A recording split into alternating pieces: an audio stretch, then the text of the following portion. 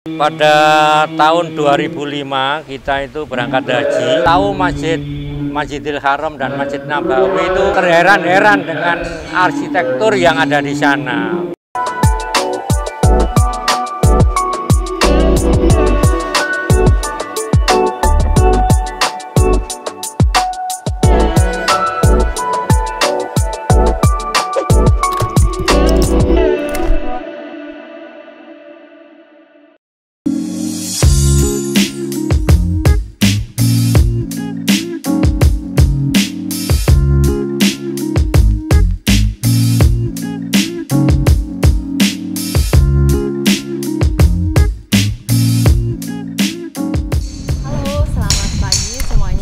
Jadi untuk proyektur kali ini kita sedang berada di Masjid Al-Ihsan, Pejangkungan, Prambon, Sidoarjo. Jadi masih di sekitaran Jawa Timur aja, deket-deketan sini. Nah, untuk proyektur kali ini mereview sebuah masjid yang cukup megah dari desain arsitekturnya, interior maupun eksteriornya juga.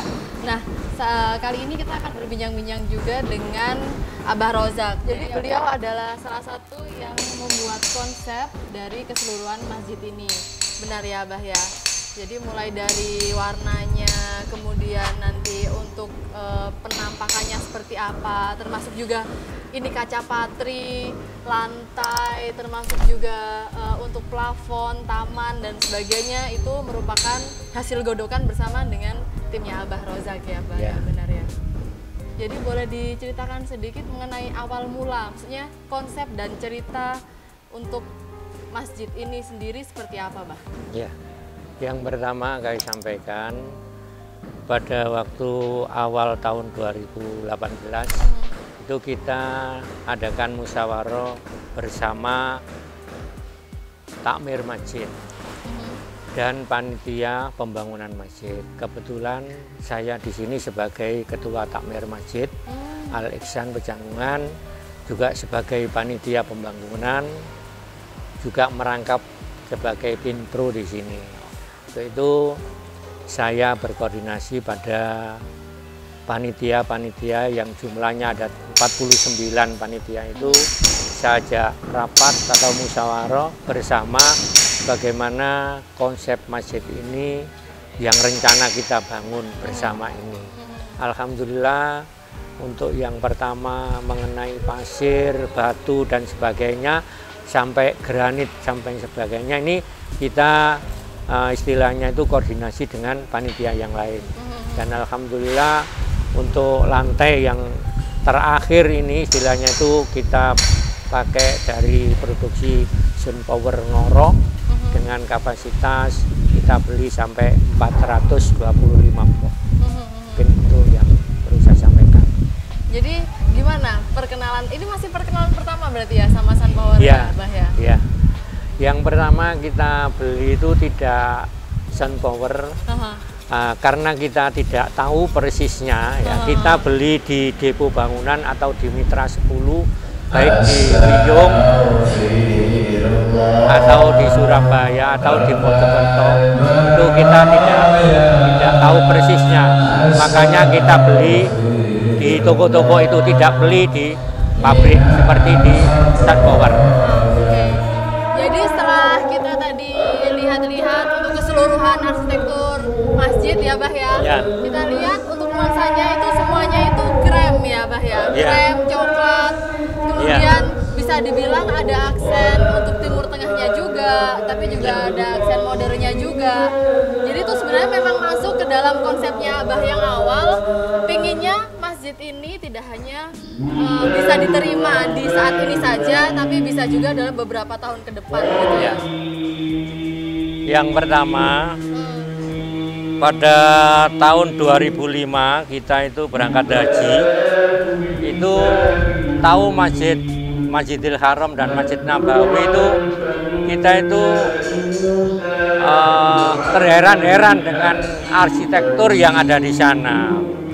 Kita mempunyai keyakinan kapan kita bisa membangun istilahnya itu setidaknya konsepnya biarpun tidak 100%, ya setidaknya sedikit 10% atau berapa persen itu sesuai dengan yang ada di Madinah maupun di Mekah. Yang kedua, dengan adanya warna-warna yang kita terapkan di sini itu, saya inginnya itu dengan warna itu tidak terlalu mencolok, warnanya itu kalem, tapi dilihat itu istilahnya itu bisa dirasakan di hati, maksud saya gitu. Jadi kelihatannya itu dingin lah kita lihat gitu ya. Terus bagaimana Mbak untuk apa namanya? Tadi kan kita lihat di dalam kan masih dalam proses instalasi tilenya juga kan. Ya. Apakah ada kendala selama ini dalam pemasangan tilenya SunPower gitu? Karena kan dia tidak hanya diinstal di lantai tapi juga di dinding sebagai fasad yang setinggi ini. Bahkan tadi saya lihat di lantai 2 pun juga menggunakan 120 motif SunPower juga kan ya, sampai atas. Nah itu apakah ada kendala dalam pemasangannya? Masalah seperti belang, warna belang seperti itu belum ditemui ya Mbak ya? Kita yang dari SunPower ini masih belum menemukan istilahnya itu belang dan sebagainya. Tapi mudah-mudahan sampai akhir pada waktu pemasangan itu harapan saya tidak ada.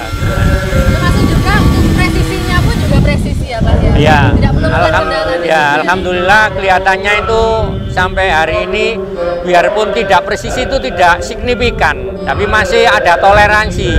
Berarti masih kita pasang itu ya bukti yang sekarang ini bisa baik seperti itu.